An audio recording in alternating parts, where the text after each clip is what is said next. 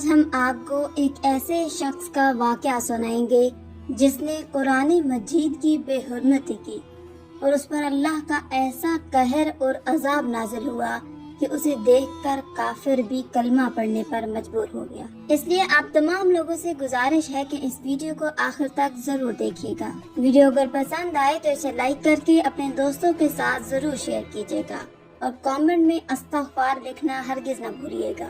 ناظرین، یہ واقعہ ایک گاؤں میں پیش آیا۔ وہاں ایک شخص تھا جس کا نام محمد فضل بخش تھا۔ وہ بہت ہی غریب انسان تھا۔ محمد فضل بخش کا نہ تو ماں باپ تھے نہ ہی اس کا کوئی بہن بھائی تھا۔ وہ بہت ہی نیک اور دیندار انسان تھا۔ اپنا گھر نہ ہونے کی وجہ سے وہ دن رات مسجد میں رہتا۔ صبح کے وقت وہ ساری مسجد کی صفائی خود کرتا۔ مسجد میں رہنے کی وجہ سے وہ ہر نماز باجماعت ادا کرتا تھا، یہاں تک کہ اس نے کبھی تہجد کی نماز بھی نہیں چھوڑی تھی۔ محلے کا ہر انسان اس کی غریبی سے واقف تھا، اس لیے محلے والے اپنے گھر سے اس کے لیے کھانا بھجوا دیتے تھے۔ بہت سال تک یوں ہی سلسلہ چلتا رہا۔ ایک دن مسجد کے امام نے فضل بخش کو اپنے پاس بلایا اور پوچھا، کیوں نہ میں تمہاری شادی کروا دوں اور تم اپنی بیوی کے ساتھ اپنے گھر میں رہو۔ محمد فضل بخش مسجد امام کی بات سن کر مسکرا دیا اور کہنے لگا، استاد جی، بھلا مجھ غریب کے ساتھ کون شادی کرے گا؟ امام مسجد کہنے لگا، تم یہ سب مجھ پر چھوڑ دو، بس ہاں یا نہ کا جواب دو۔ محمد فضل بخش کہنے لگا، اگر استاد جی آپ کی نظر میں کوئی ایسی لڑکی ہے جو مجھے قبول کر سکے تو پھر مجھے کیا اعتراض ہو سکتا ہے؟ پھر امام مسجد نے بتایا کہ میرے دور کے رشتہ داروں میں ایک لڑکی ہے جو طلاق یافتہ ہے، میں اگلے جمعے تک تمہارا نکاح اس سے ہی کروا دوں گا۔ اس سے پہلے تمہیں یہ کرنا ہوگا کہ کوئی کرائے کے لیے اپنا گھر ڈھونڈ لو جہاں تم دونوں میاں بیوی سکون سے رہ سکو، اور گھر کا کرایہ دینے کی تم بالکل فکر نہ کرنا، وہ سب تم مجھ پر چھوڑ دو۔ محمد فضل بخش نے کرائے کے لیے گھر تو ڈھونڈ لیا، لیکن نکاح کی تیاری کے لیے اس کے پاس کوئی پیسہ نہیں تھا۔ محمد فضل بخش اپنے نکاح سے ایک دن پہلے مسجد امام کے پاس آیا اور کہنے لگا، استاد جی، میں نے کرائے کے لیے مکان تو ڈھونڈ لیا ہے، لیکن میرے پاس نکاح کے اخراجات کے لیے کچھ بھی نہیں ہے۔ اس کے استاد نے کہا کہ بیٹا، تم فکر نہ کرو، تم بس صبح نکاح کے لیے تیار رہنا۔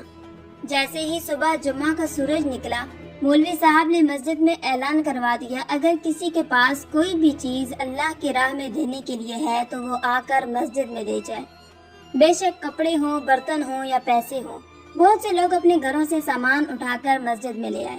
سارا سامان اٹھوا کر محمد فضل بخش کے گھر بھجوا دیا گیا۔ ظہر کی نماز کے بعد محمد فضل بخش کا نکاح مولوی صاحب نے بہت ہی سادگی سے پڑھا کر دونوں میاں بیوی کو کرائے والے مکان میں رخصت کر دیا۔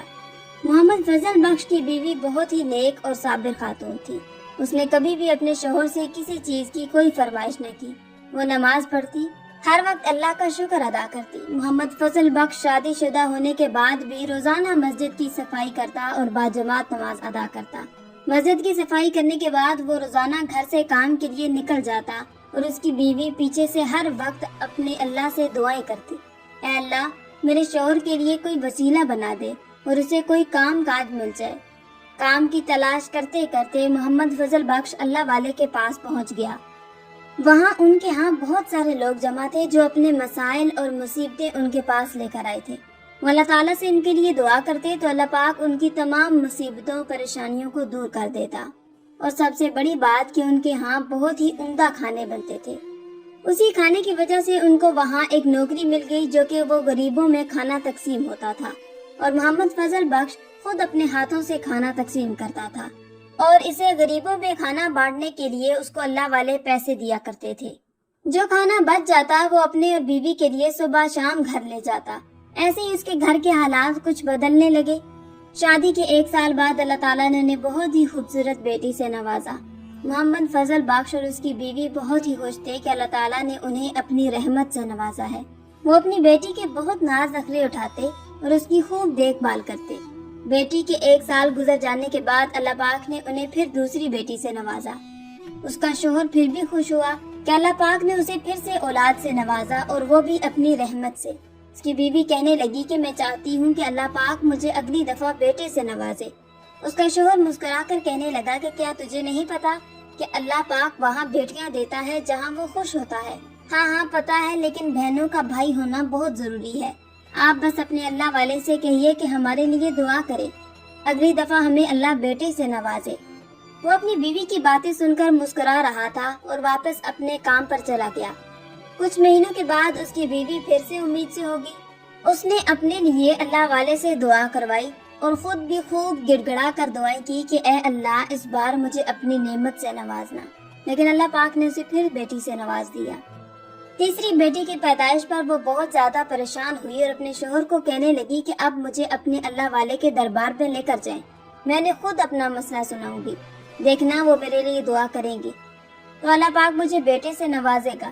اس کا شوہر کہنے لگا نہیں، آپ گھر پر بیٹھ کر دعا کرو، میں خود تمہارا مسئلہ ان کو سنا دوں گا۔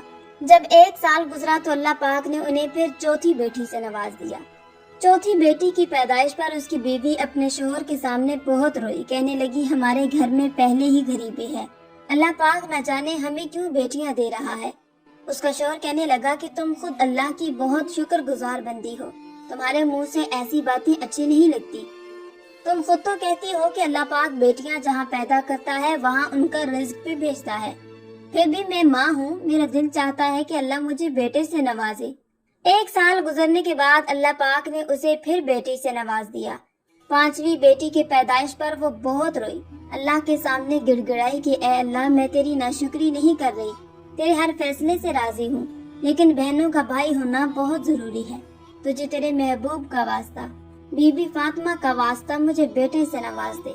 اس نے اللہ تعالیٰ کے سامنے بہت منتیں مانگی، روئی گڑ گڑائی، اے اللہ اگر اس بار تو مجھے بیٹا دے گا میں اتنے نوافل ادا کروں گی، اتنے روزے رکھوں گی، فلاں فلاں۔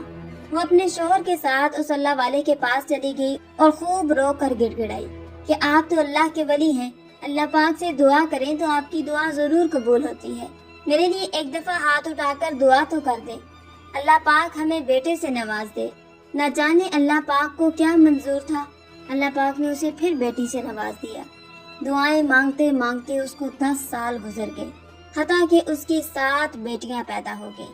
7ویں بیٹی کے پیدائش پر تو اس کے شوہر کی آنکھوں میں بھی آنسو آ گئے۔ آنکھوں میں آنسو لیے اس نے آسمان کی طرف دیکھا اور اللہ کا شکر ادا کیا، یا اللہ تیرے ہر کام میں کوئی نہ کوئی بہتری ہے، یا اللہ میں نے تو اس سے کبھی کوئی شکوہ شکایت نہیں کیا، کیونکہ تو رحمان ہے اور رحیم ہے، بن کہے ہی سمجھ جاتا ہے۔ میرا نہ تو کوئی بھائی ہے نہ باپ ہے، اگر میرا خود کا بیٹا نہ ہوا تو میں کیسے جی پاؤں گا، بیٹے تو باپ کے بازو ہوتے ہیں۔ اللہ کے سامنے اس قدر رویا، گڑ گڑایا، اسے دیکھ کر اس کی چھوٹی بیٹیاں بھی رونے لگی اور اپنے چھوٹے چھوٹے ہاتھ اٹھا کر دعا کرنے لگی، اے اللہ ہم بہنوں کو بھی کھیلنے کے لیے بھائی چاہیے۔ اس کے بعد اس کا شوہر صبح کھانا کھا کر اللہ والے کے دربار پر جب گیا، جیسے ہی اس کی چھٹی ہوئی تو وہ دربار پر بیٹھ گیا۔ جیسے ہی اس کے دربار سے لوگوں کا رش کم ہوا، محمد فضل بخش اللہ والے کے پاس چلا گیا، پوچھنے لگا اے اللہ کے ولی تیرے پاس بہت دور دور سے لوگ اپنی پریشانیاں لے کر آتے ہیں، کیا ان کی پریشانیاں دور ہوتی ہیں، ان کی مرادیں پوری ہوتی ہیں؟ اللہ والے کہنے لگے بیٹا تمہارے سامنے ہی صبح سے لے کر شام تک لوگ دعائیں کرتے ہیں تو اللہ پاک ان کی دعائیں ضرور قبول فرماتا ہے، ان کی مرادیں ضرور پوری ہوتی ہیں، تبھی تو لوگ دور دور سے آ کر یہاں پر دعائیں کرواتے ہیں، اور میں تو اللہ کا گنہگار بندہ ہوں، اس کی صرف عبادت کرتا ہوں، اللہ تعالیٰ میری دعا قبول کر لیتا ہے تو میں اللہ کا شکر ادا کرتا ہوں۔ اتنا سننا تھا کہ محمد فضل بخش کہنے لگا مجھے تو 10 سال ہو گئے آپ کے پاس کام کرتے ہوئے اور آپ سے ایک ہی دعا کروا رہا ہوں کہ اللہ تعالیٰ مجھے بیٹے سے نواز دے، لیکن میں ابھی تک بیٹے کی نعمت سے محروم ہوں۔ اللہ والے کہنے لگے کہ بیٹا تجھے اس بار اللہ پاک ضرور بیٹے سے نوازے گا، لیکن تجھے کچھ کام کرنا ہوگا اور اس کام کو کرنا بہت ضروری ہے۔ جب اللہ راضی ہوتا ہے تو دل و جان سے اس سے جو مانگے گا وہ تجھ کو ضرور دے گا۔ اللہ والے نے کہا کہ تم کو قرآن مجید کی حفاظت کرنی ہوگی، جس کی حفاظت کا ذمہ اللہ نے خود لیا ہے۔ آپ کو اللہ اگلے سال ہی خوبصورت بیٹے سے نوازے گا۔ محمد فضل بخش اللہ والے کی باتیں سن کر کہنے لگا الحمدللہ ہم قرآن مجید کی بہت حفاظت کرتے ہیں اور اس کتاب کی صبح شام تلاوت کرتے ہیں۔ اللہ والے محمد فضل بخش کی بات سن کر مسکرائے اور کہنے لگے بیٹا میں جانتا ہوں تم قرآن مجید کی حفاظت کرتے ہو، صبح شام اس کی تلاوت بھی کرتے ہو جو کہ ہر مسلمان کرتا ہے، لیکن حفاظت کس طرح کرنی ہے وہ تجھے میں بتاؤں گا۔ اگر تم میرے کیے پر پورا اترو گے تو میرا تم سے وعدہ ہے اللہ پاک تمہیں اگلے سال چاند جیسے بیٹے سے نوازے گا اور دنیا کی ہر نعمت سے مالا مال کر دے گا۔ اس کے لیے تمہیں 1 سال کے لیے میرے دربار سے چھٹی کرنی پڑے گی اور گاؤں کے باہر ایک ویران بستی میں ایک بہت بڑا گڑھا کھودنا ہوگا۔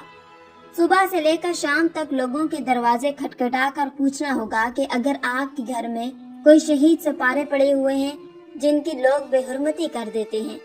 اگر کوئی سپارہ شہید ہو جاتا ہے، قرآن پاک شہید ہو جاتا ہے، تو اس کو جہاں مرضی پھینک دیتے ہیں یا اس کو ایسی جگہ پر رکھ دیتے ہیں جہاں اس کی بے حرمتی ہوتی رہتی ہے۔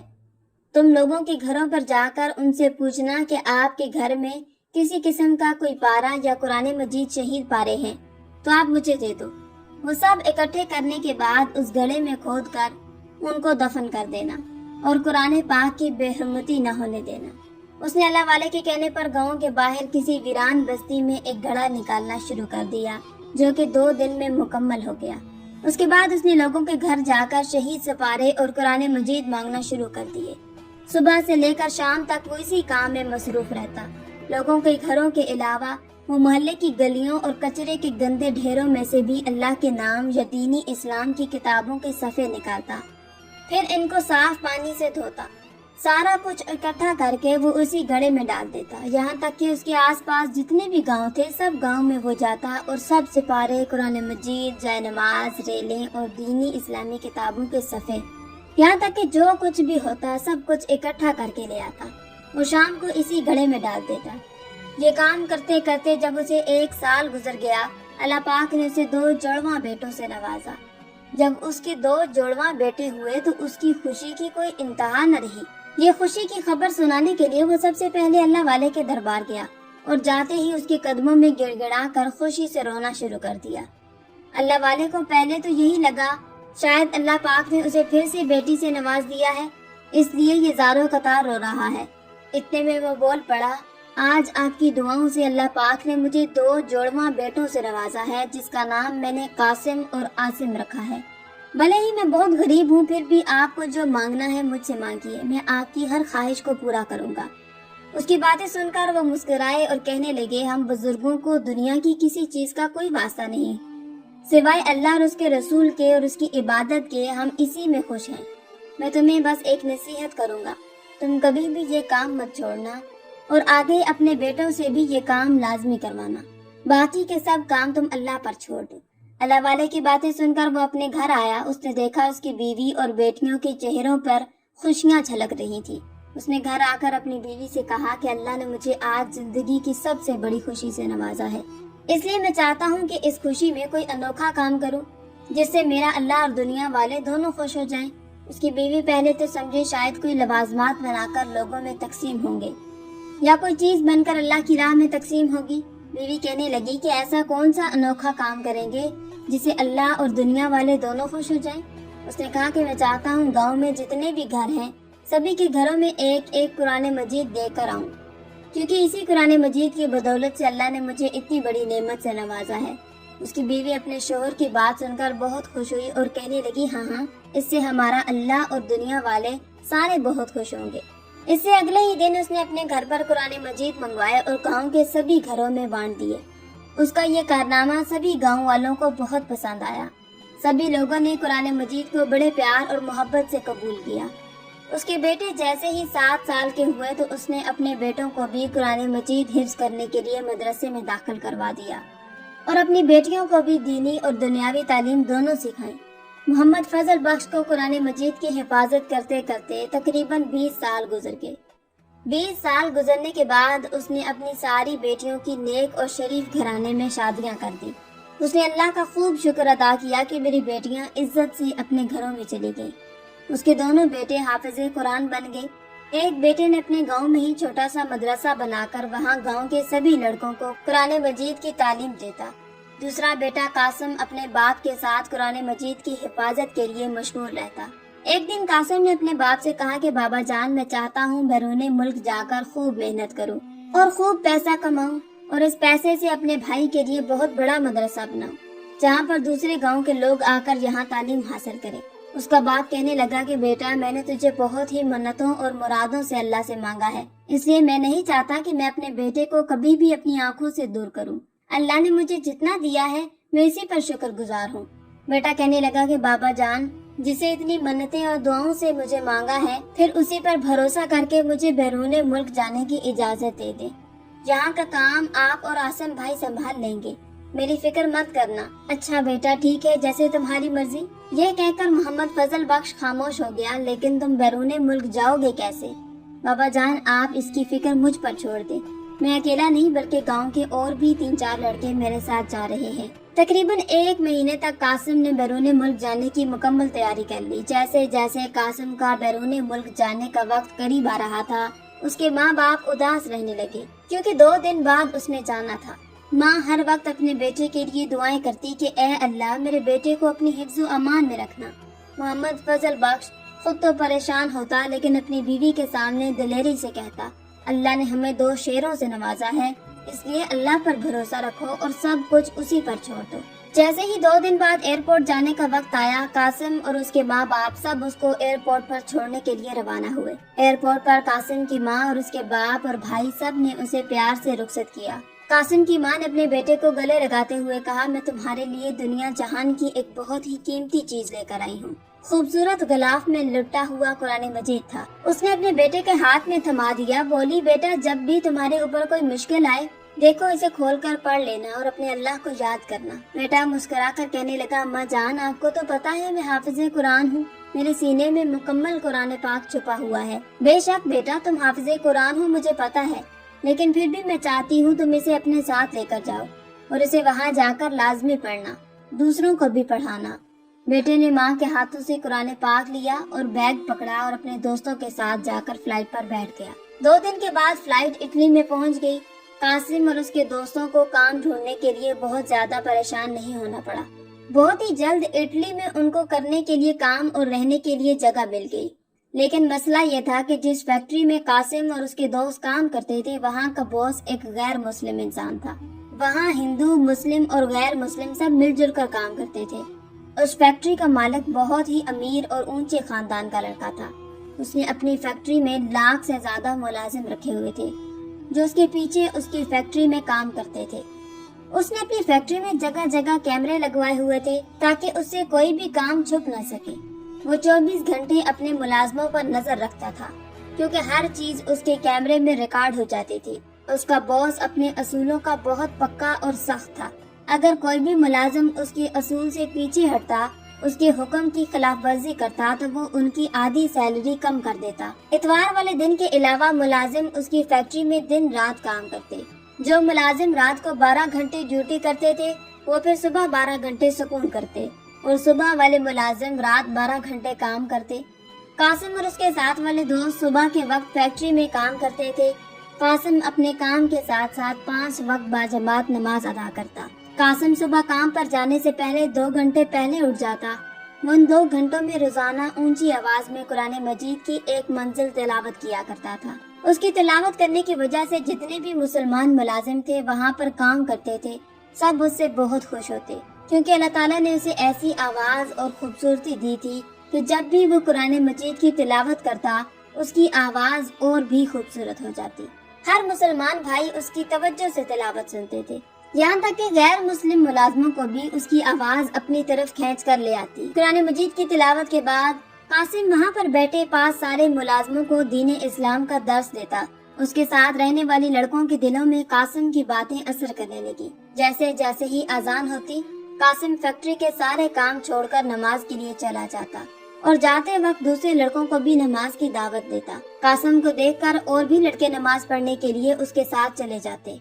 जब ये बात फैक्ट्री के बॉस को पता चली तो उसने कासिम को पास बुलाकर कहा, तुझे मेरे असूलों का पता है, मैंने कभी भी अपने हुक्म की खिलाफ वर्जी किसी को करने नहीं दी। तुम सुबह भी काम के लिए लेट जाते हो, तुम्हारी वजह से दूसरे लड़के भी तुमको देखकर लेट हो जाते हैं। ऊपर से तुम हर काम छोड़ छाड़ कर नमाज के लिए चले जाते हो। मैं इस महीने तो तुझे तुम्हारी सैलरी दे दूंगा, लेकिन अगले महीने भी तुम्हारा सिलसिला यूं ही चलता रहा तो मैं तुम्हारी सैलरी आधी कर दूंगा। कासिम अपने बॉस की बातें चुपचाप सुनता रहा। बिना किसी बात का जवाब दिए वो बाहर आ गया। बॉस की बातों का कासिम के रवैये पर कोई फर्क न पड़ा। वो बिल्कुल पहले की तरह सुबह काम जाने से पहले 2 घंटे पहले उठता, रोजाना कुरान पाक की तिलावत करता। उसके कमरे में जितने भी लड़के थे सबको दीन की दावत देता। नमाज के वक्त फौरन हर काम छोड़कर नमाज अदा करता। जब फैक्ट्री के बॉस को ये बात पता चली कि कासिम के ऊपर मेरी बातों का कोई असर नहीं हुआ, वो गुस्से से आया। उसने अगले महीने उसकी आधी सैलरी कम कर दी। बॉस ने सोचा अब तो इसकी अकल ठिकाने आएगी, देखता हूँ कि कितनी नमाजें और कुरान पढ़ता है। जब कासिम को पता चला कि मेरी आधी सैलरी बॉस ने कम कर दी है, उसके कान पर जूं तक न लगी। वो पहले की तरह काम करता, हर वक्त नमाज पढ़ता, बल्कि उसका असर बाकी फैक्ट्री के लोगों पर भी होना शुरू हो गया।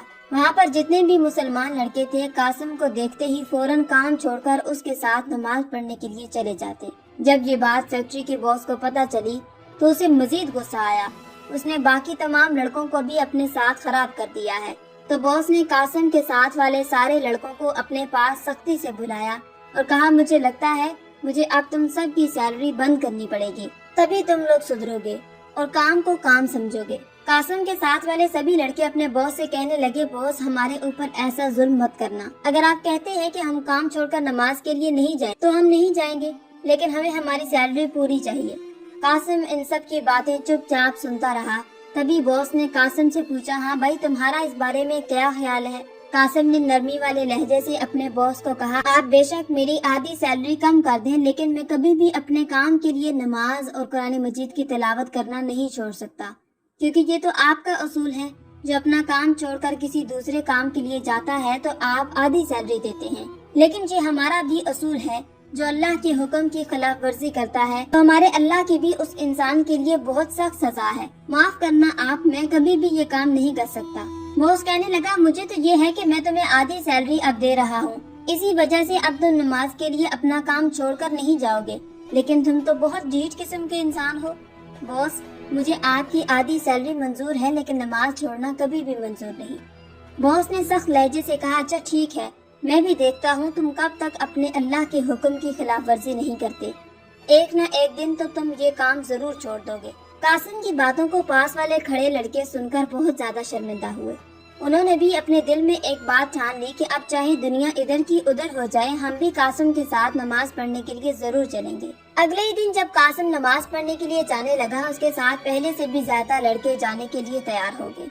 जब इस बात का कासिम के बॉस को पता चला, उसने कुछ न कहा, बस उन सभी लड़कों को आधी सैलरी कम कर दी।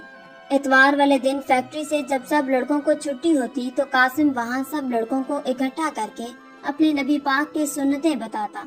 वहाँ पर फैक्ट्री में 2-3 लड़के ऐसे थे जो गैर मुस्लिम थे।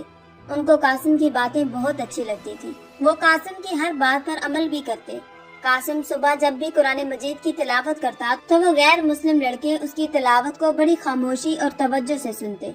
एक दिन उन लड़कों ने कासिम से डरते डरते कहा, क्या तुम हमें अपना कुरान मजीद पढ़ाना सिखाओगी? हमें भी बहुत शौक है, हम भी तुम्हारी तरह ऐसे ही सुबह सुबह कुरान मजीद पढ़ें, लेकिन इसके लिए हमें अपने बॉस से बहुत डर लगता है। वो तो हमें फैक्ट्री से निकाल देगा, क्योंकि हम तो गैर मुस्लिम हैं। वो हमारे ऊपर और हमारे घर वालों के सारे खर्चे बंद करवा देगा। हम नहीं चाहते कि हमारी इस बात का इल्म हमारे बॉस को हो। कासिम ने कहा कि देखो भाई, आपको अल्लाह के सिवा किसी से डरने की जरूरत नहीं और हमें उसी पर भरोसा करना चाहिए। सारी दुनिया का निजाम वही चला रहा है, लेकिन अगर आपको फिर भी अपने बॉस से इतना डर लगता है तो मैं इस बात का जिक्र किसी से नहीं करूँगा। मैं तुम लड़कों को जरूर कुरान मजीद पढ़ना सिखाऊंगा।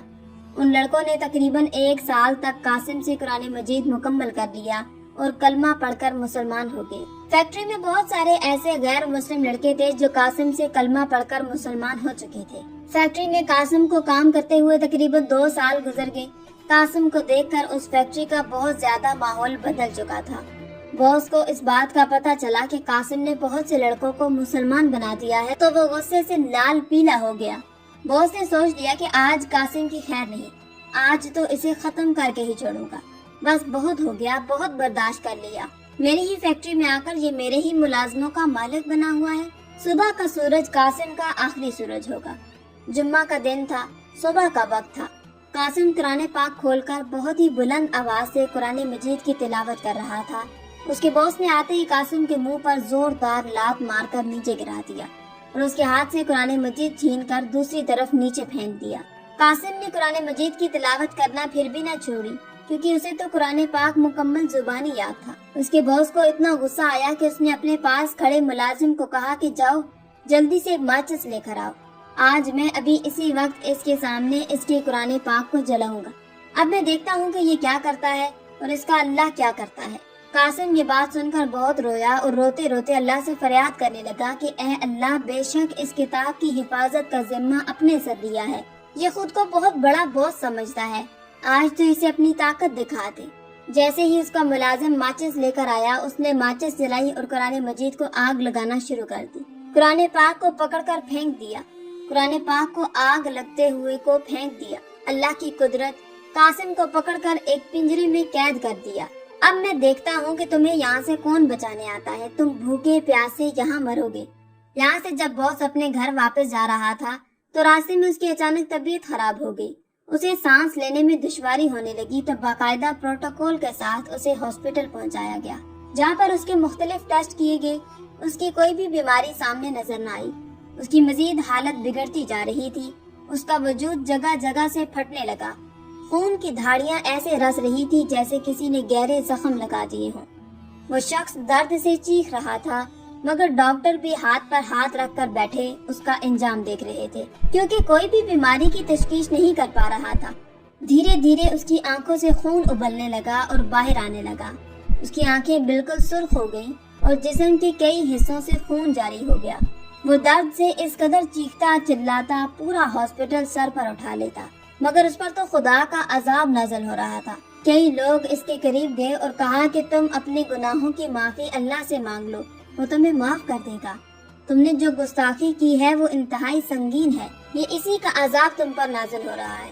مگر اس غیر مسلم باس نے کسی کی بات نہ مانی۔ دیکھتے ہی دیکھتے اس کے وجود سے لگے زخموں سے عجیب سیاہ مادہ بہنے لگا، جس کی اس قدر گندی بدبو تھی کہ ڈاکٹر بھی پاس جانے سے کراہت محسوس کرنے لگے۔ یہ خبر جیسے ہی فیکٹری میں اس کے ملازموں اور وہاں کے باقی لوگوں کو پتہ چلی تو لوگ اس سے مزید نفرت کرنے لگے۔ اس کی حالت مزید تشویشناک ہوتی گئی، وہ پل پل موت کے لیے تڑپتا رہا۔ اس نے ڈاکٹروں کو یہ تک بول دیا کہ مجھے زہر کا ایک بار انجیکشن لگا کر مار دیا جائے، میں پل پل والی موت برداشت نہیں کر پا رہا۔ مگر ڈاکٹر پوری کوشش کر کے اسے بچانے میں لگے ہوئے تھے۔ دیکھتے ہی دیکھتے اس کے جسم سے بال نکلنا شروع ہو گئے اور لمبے لمبے ناخن نکل آئے اور اس کی شکل بگڑنا شروع ہو گئی، نعوذ باللہ، جیسے کسی کتے سے بھی بدتر ہو گئی ہو۔ وہ ایک خوفناک جانور کی شکل میں مبتلا ہو گیا۔ اسے دیکھ کر وہاں پر کھڑے سارے ڈاکٹر بھاگ کر ہاسپٹل سے باہر آ گئے۔ وہاں پر سبھی دیکھنے والوں کے رونگٹے کھڑے ہو گئے، دیکھنے والے کانوں پر ہاتھ لگانے پر مجبور ہو گئے، سب کے لبوں پر استغفار کی تسبیح بلند ہونے لگی۔ بے شک اللہ پاک نے قرآن مجید کی حفاظت کا ذمہ خود لیا ہے، اور جو بھی اس کی گستاخی کرنا چاہے گا تو یقیناً اللہ تعالیٰ کا سخت عذاب نازل ہوگا، جیسے اس شخص پر نازل ہوا۔ یہ خبر اٹلی میں آگ کی طرح پھیل گئی۔ کوئی بھی انسان جب اس شخص کو جانور کے روپ میں دیکھتا، اسے دیکھ کر ہر کوئی تھو تھو کر کے چلا جاتا۔ قاسم کے دوستوں نے پنجرہ توڑ کر قاسم کو باہر نکال دیا، اور جس قرآن پاک کو اس نے آگ لگائی تھی وہ صحیح سلامت تھا، اور اسی پنجرے میں اس جانور شخص کو قید کر کے بند کر دیا گیا۔ یہ معجزہ دیکھ کر فیکٹری کے سبھی لوگ قاسم کے ساتھ کھڑے ہو گئے۔ وہاں پر سبھی غیر مسلم لوگ یہ معجزہ دیکھ کر مسلمان ہو گئے۔ اللہ نے قاسم کو اور بھی عزت سے نواز دیا، اس لیے ہر جگہ قاسم کے چرچے ہونے لگے۔ ہر کوئی قاسم کو منہ مانگی رقم دے کر کام پر رکھنے کے لیے تیار تھا۔ جب اس غیر مسلم باس کے گھر والوں کو یہ سب پتہ چلا تو وہ قاسم سے آ کر ملے اور خود اپنی مرضی سے اس کو اس فیکٹری کا باس بنا دیا، اور اس کے سب گھر والے کلمہ پڑھ کر مسلمان ہو چکے تھے۔ سبحان اللہ۔ ناظرین، قرآن کریم آسمانی کتابوں میں سب سے بلند اور ممتاز اس سبب سے بھی ہے۔ آج دین اسلام تیزی سے پھیلا ہے تو یہ بات غیر مسلم کو کھٹک رہی ہے۔ وہ ایسے ایسے موقع تلاش کرنے میں لگے ہیں جس سے وہ اسلام کو بدنام کر سکے۔